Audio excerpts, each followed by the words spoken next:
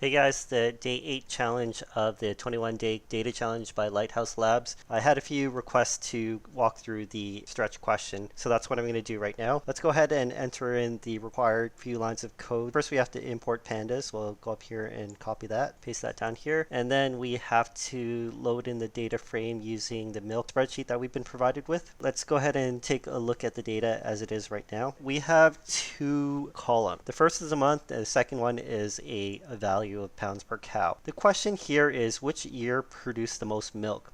And we don't have a dedicated column to that. We have to figure out a way to only reference the first two numbers of every single month, assuming that they're consistent and throughout. I think it's safe to make that assumption just because of what we can see right here. Maybe let's go ahead and show 100 lines, and we can see that from 0 to 99, it looks like the first two digits of the month is always the year. So the first thing we have to do is try and figure out how to split these two columns. And I'm not a Python developer, so I don't know this off the top of my head. I'm sure if you work in Python often, this would become second nature, but I have to Google it. And so by entering into Google how to split a column into two, I came across this website right here. The relevant line of code that I found is on this line right here. I'm going to copy this and paste it into our worksheet and adapt it to what we need it to do. To explain what's happening here, we're taking the data frame, which is just our table, and we're creating two columns out of it. I'm going to rename this to year and month. Then what we're doing is we're taking the data frame and we're referencing the name column, and since we don't have a name column here, we actually have to adjust it to month. And to elaborate on this, there's two ways of referencing a column. You can use this dot notation here if you know that the column is going to remain static, but oftentimes you might want to be a little bit flexible on the naming of it. In that case, you might want to refer to it like we have been in the past, which is by closing it in square brackets and throwing it in a string.